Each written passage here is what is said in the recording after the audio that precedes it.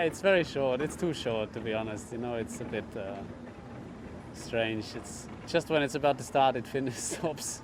So you're heading to last corner, but it's okay. It is what it is. So yeah, we've had a mixed day. This first session was okay. The second session was horrible. We tried something with the car, and I think it was very aggressive and probably not what we want or not what we needed. But I hope tomorrow we can close the loop and we're back on track.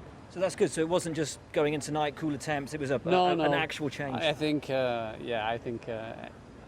mean, we were all happy and we thought it would work, but I don't think it did. So we'll see tomorrow. How tough is it getting the car finely balanced for that short middle sector?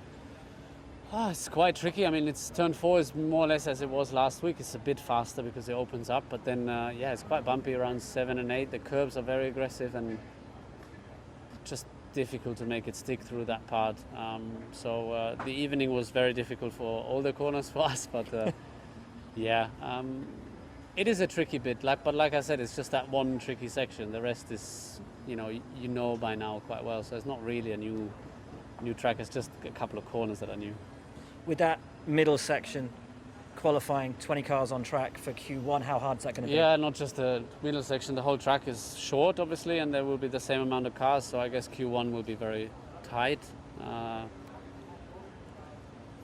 The other thing is that doesn't help is we have to go really slow in the cool laps to bring the tires down. That's probably the worst factor. You know, one thing is looking for traffic. The other one is having such big speed deltas.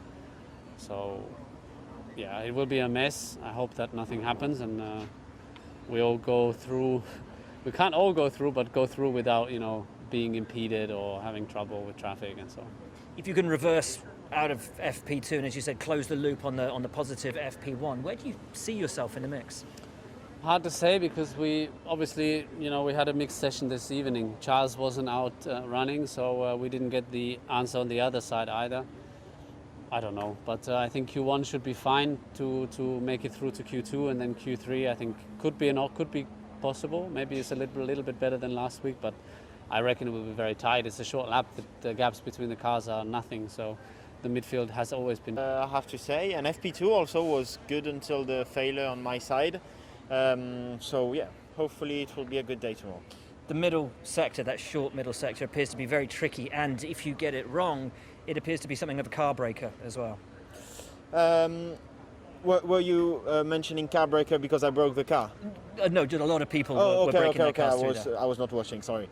The curbs are very high there, and it seems that if you take them in a certain way, then it touch, and apparently then people has broke some parts over the curbs too. So it will be tricky for the race especially, but I actually enjoy the track. Very few corners. It reminds me a bit of the karting days too, but it's nice and it should be a fun race. Do you think we'll get as close racing as used to get in karting?